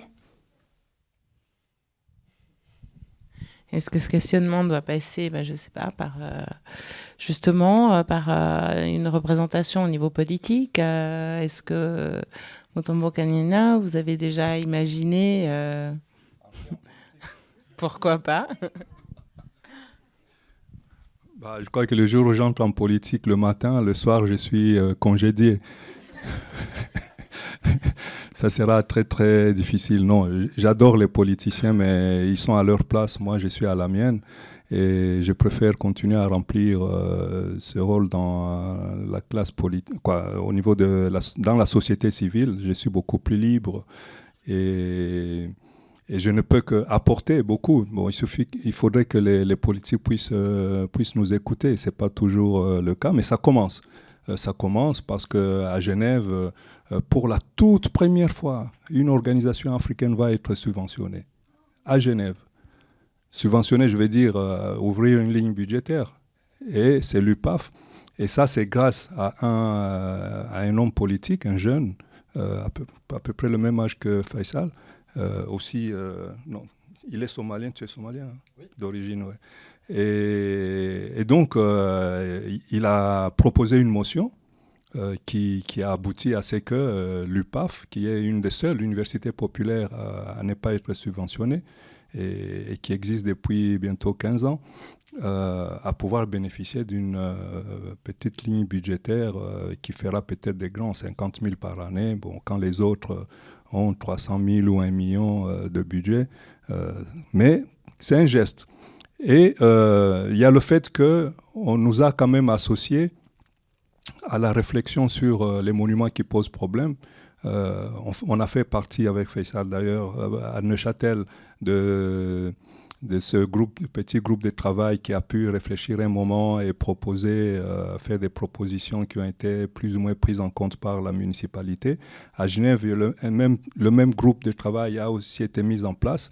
Nous en sommes encore à la phase 1, c'est-à-dire faire l'état des lieux de tous les monuments qui sont à Genève. Et Dieu seul sait combien il y en a. Et dans la seconde phase qui va commencer à la rentrée, vont être abordées les questions liées à qu'est-ce qu'on fait maintenant des monuments de Purie, ou non pas de Purie, de Karl Vogt, de Young, etc., de pas mal de personnes qui sont problématiques. Donc on va entrer vraiment dans le vif du sujet.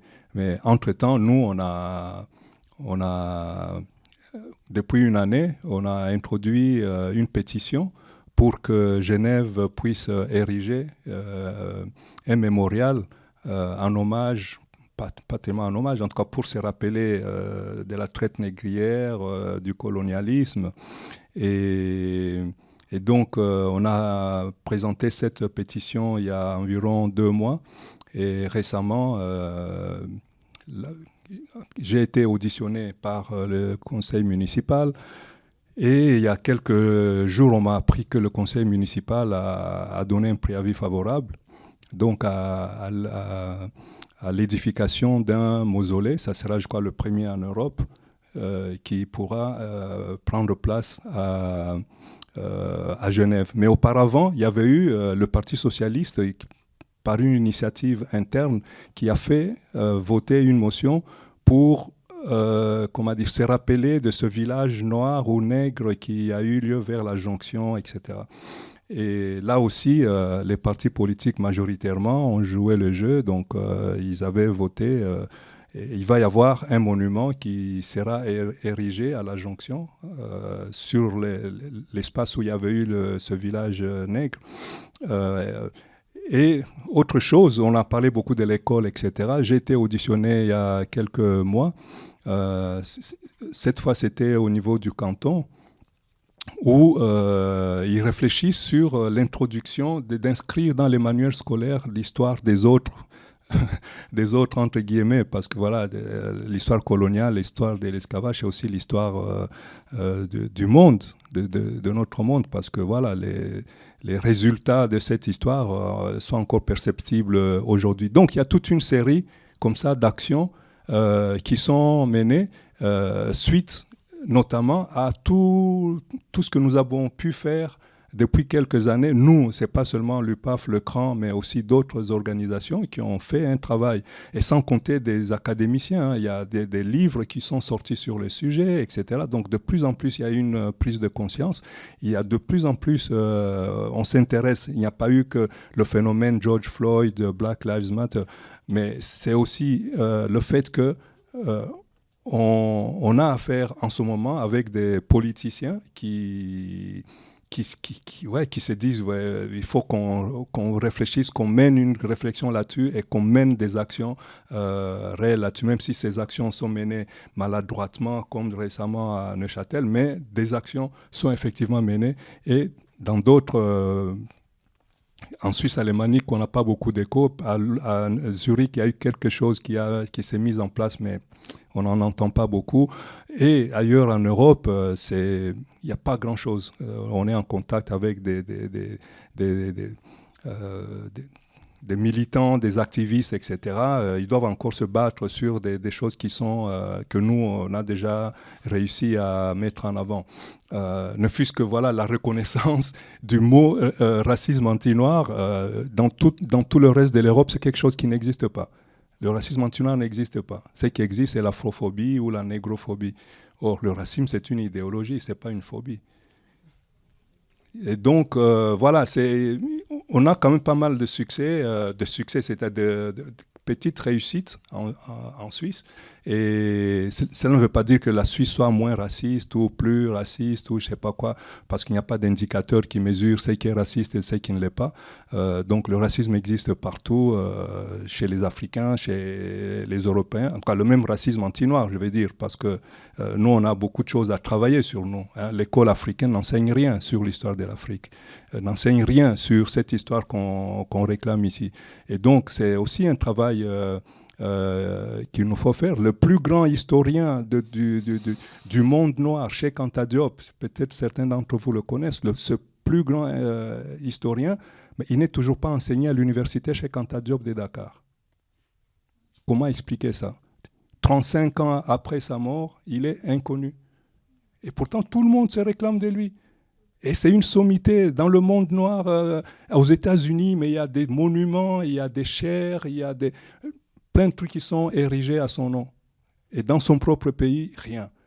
Donc nous devons aussi, lorsque nous faisons des remarques, etc., c'est très bien, parce que nous sommes tous des êtres humains, nous sommes réformables, mais il faut savoir que si nous commencions par balayer devant notre porte, ça serait pas mal. Mais pas se limiter à ça, bien sûr, parce que le paysage de lutte, il est large. Et c'est pour ça que je n'ai pas beaucoup aimé le mot que tu as utilisé tout à l'heure de alliés. On n'a pas des alliés dans la lutte contre le racisme. La lutte contre le racisme, c'est une lutte citoyenne. Il n'y a pas à définir celui-là, c'est un allié. Ça veut dire que c'est ma lutte à moi en tant que noir, parce que ma peau définit mon appropriation de cette lutte. Non, c'est une lutte citoyenne. Et quand je vois un blanc lutter contre le racisme, c'est normal. D'abord, c'est un ancien noir. Il me rappelle qu'on est cousins quand même. Et puis, c'est pour la cité. Ce n'est pas le racisme ailleurs, c'est ici et maintenant. Donc, il n'y a pas d'alliés. Et ça, il faut rester optimiste, même s'il y a très peu de résultats, mais on y arrivera. Il y a eu un monde il y a eu un monde sans racisme. Il y aura un monde sans racisme un jour. Si je peux juste revenir sur le terme d'allié. Alors, je pense qu'entre toi et moi, ce qui nous distingue, c'est que toi, tu étais énormément dans l'idéologie. Et je pense que dans un monde parfait, on n'aurait pas besoin de parler d'allié. Mais je pense que dans le monde d'aujourd'hui, dans lequel moi je vis, un allié, c'est quelqu'un qui me soutient quand j'ai besoin d'être soutenu, mais qui ne parle pas à ma place. Un allié, c'est quelqu'un qui ne pourra jamais se mettre à ma place. Je peux participer à une marche contre les luttes, contre le sexisme, par exemple. Je serais incapable de définir les douleurs pendant les menstruations. C'est logique, je ne vais pas porter un combat qui n'est pas le mien. Mais c'est ça qui définit les alliés. On a toujours eu, très souvent, soit des personnes qui se définissaient comme alliés, qui parlaient à notre place. Je ne sais pas comment ça se passe à Genève. dans le canton de Neuchâtel, pour être honnête, quand je vous dis que ça part d'un bon sentiment, que ce soit les politiques, les responsables d'institutions, on a envie d'essayer, on a envie de bien faire. Alors, le service qui est responsable d'aider des migrants, c'est quelqu'un qui est un voisin sénégalais. Du coup, il aime les étrangers. Donc, on va choisir cette personne-là parce qu'elle nous aime bien. Moi, je ne veux pas de cette personne-là. Moi, je veux quelqu'un de compétent, en fait. J'ai rien contre les personnes qui se baladent en tongs, mais je préfère avoir un avocat qui défend mes droits que quelqu'un qui joue du ukulélé. Franchement, j'ai rien contre, hein, mais dans le sens où c'est pas parce que tu m'aimes bien que tu es la personne la mieux placée pour défendre mes droits. C'est pas parce que tu es avec moi que tu es la personne la mieux placée pour me comprendre. Et je pense qu'aujourd'hui, on fait le distinguo avec alliés. Mais je pense que dans un monde parfait, franchement, 99% de tes idées, je serais d'accord. Merci, mais c'était la réponse que j'aurais aimé donner. Mais effectivement, merci. Non, mais c'est parfait, Faisal. Oui, non. Écoutez, on est en été, hein. Nous sortons on est en été, on sort sur la terrasse du café littéraire et nous regardons la mer et puis il y a des passants. Et puis une femme passe devant la terrasse. Et on lui prête à peine attention parce que voilà, elle est blanche dans son paysage, etc. Non, elle n'est pas moche, mais... Non, elle est juste blanche et puis elle passe inaperçue. 15 minutes après ou 10 minutes après, elle repasse. Cette fois, elle n'est pas seule. Elle a dans ses bras un enfant métis. Ah, tout d'un coup, les yeux des gens qui l'ont vu ou qui l'ont à peine vu passer et qui ont trouvé ça un spectacle quasi insignifiant. Tout d'un coup, le nouveau spectacle devient signifiant. Si cette femme, demain, se retrouve dans une marche contre le racisme anti-noir, qu'elle a vécu, puisque le fait qu'elle passe devant la terrasse, et puis tout d'un coup, le regard qu'on lui porte, parce qu'elle est un enfant métis, ça veut dire quoi? Elle a couché avec un noir. Et tout de suite, elle devient l'objet d'une détestation. Mais une détestation en tant que blanche? Non. En tant que blanche qui a couché avec un noir et qui a contribué à salir la race.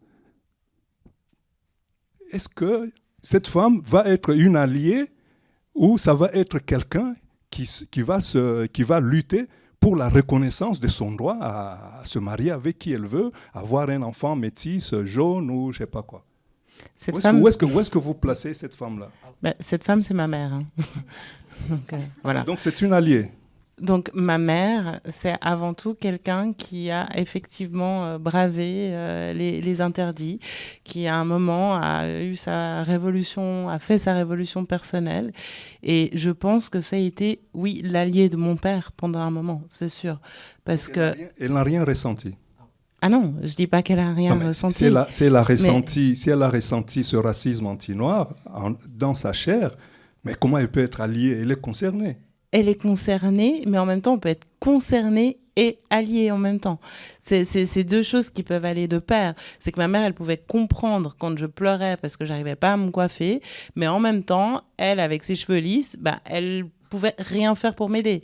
Donc, parce qu'elle ne savait pas comment faire, tout simplement. Donc, à ce moment-là, moi, j'aurais voulu, effectivement, une alliée, et je ne l'avais pas, parce que c'était trop compliqué pour elle. Donc, l'allié, il n'est pas forcément là où on l'imagine, et c'est pas forcément la personne qu'on pourrait... Vous cherchez une alliée pour vos cheveux. Oui. On parle de racisme ici, on ne parle pas d'esthétique, non, mais des cheveux, etc. Non, ça découle. Le cheveu de la femme noire est lié directement au racisme. Donc, et ça, voilà, justement, là, pour le coup, en tant qu'homme noir, je trouve que vous êtes complètement... Il y a une désolidarisation totale, parce que c'est un vrai problème pour les femmes noires, et ça l'a toujours été. Je pense que les femmes noires qui sont là présentes pourront me le dire. C'est clair. Donc, voilà. Vous parlez de quelle femme noire? Celle qui a des cheveux crépus sur sa tête ou celle qui a une perruque sur sa tête? Les deux. Les deux. Et il ne faut pas juger les femmes noires qui ont des perruques sur leur tête. Parce que sous la perruque, il y a les cheveux. Exactement. Et il faut se demander pourquoi elle porte une perruque. Ah, mais tout justement. Est-ce qu'il y en a une là qui peut nous expliquer pourquoi elle a une perruque sur la tête au lieu de montrer ses cheveux crépus? Et que des femmes noires sans perruque. Ok. Tant mieux. Ok. Bravo. Tu peux donner la réponse parce que tu les côtoies. C'est celles qui ont des perruques. Tu les as rencontrées, tu leur Oui, posais la bien question. sûr. Et pourquoi? Parce Pourquoi qu'il n'y a pas que la perruque, il y a le nom, il y a plein d'attributs que nous continuons à porter, des attributs du maître, que nous continuons que nous continuons à porter, et sans que le fouet du maître nous abatte. Donc, nous pouvons tout à fait décider aujourd'hui de ne plus mettre ces attributs. Et c'est le symbole de Malcolm X, avec son X, qui signifie tout justement que on ne peut pas lutter contre le maître tout en mettant en avant ses attributs.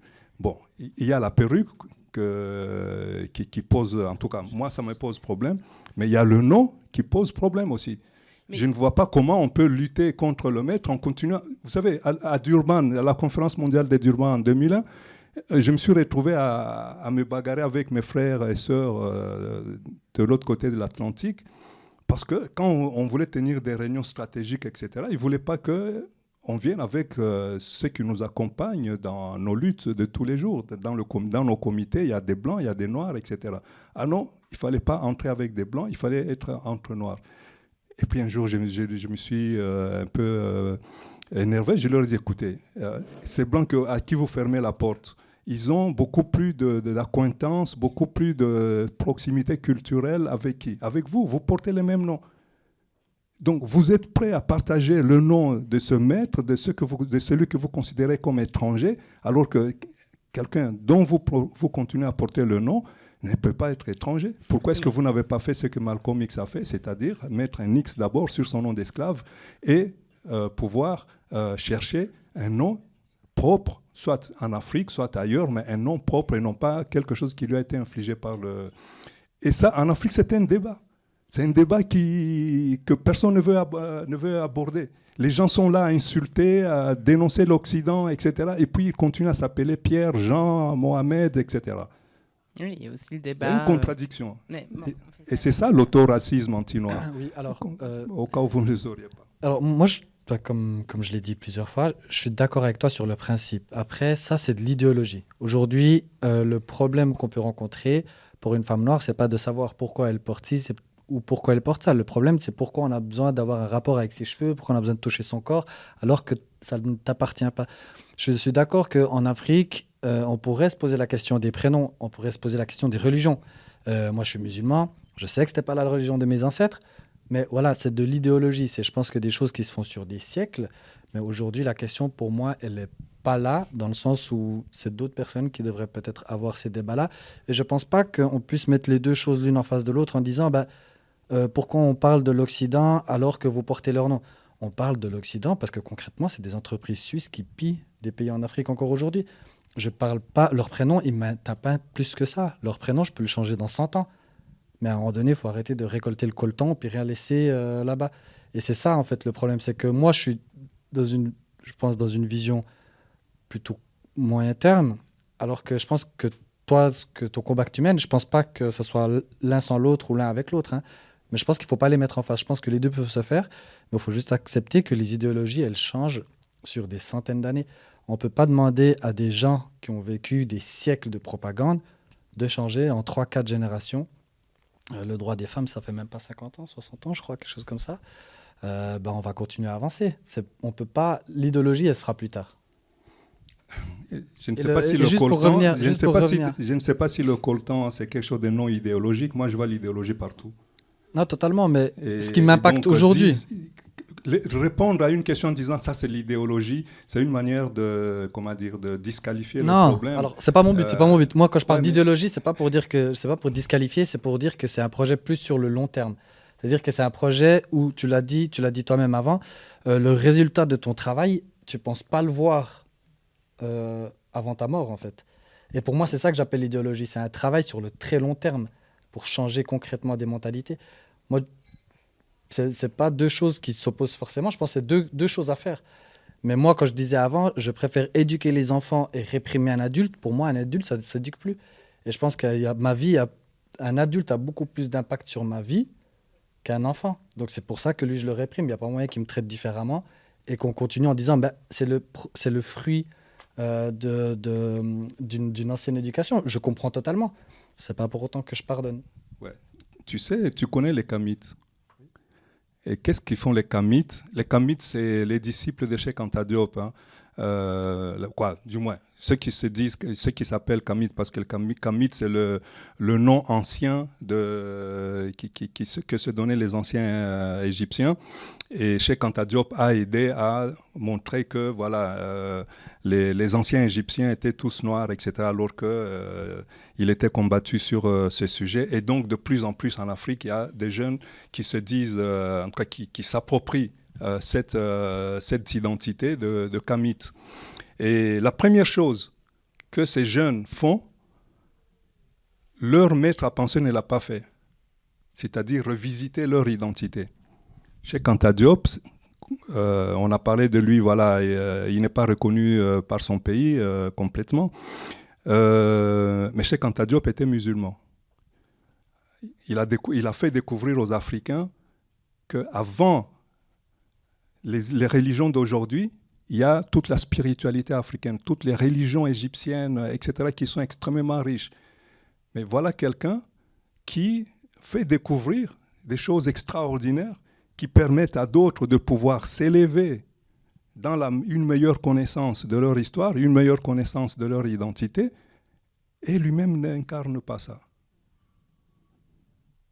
On peut dire, oui, c'est de l'idéologie, mais il était dans l'idéologie. C'est pas quelqu'un qui disait, voilà, l'idéologie, c'est les autres qui m'attaquent, etc. Il était dans l'idéologie. Comment, en étant dans l'idéologie, il a sauté le pas de revisiter son identité, de se dire, désormais, je ne m'appelle pas. Moi, j'ai fait à sa place.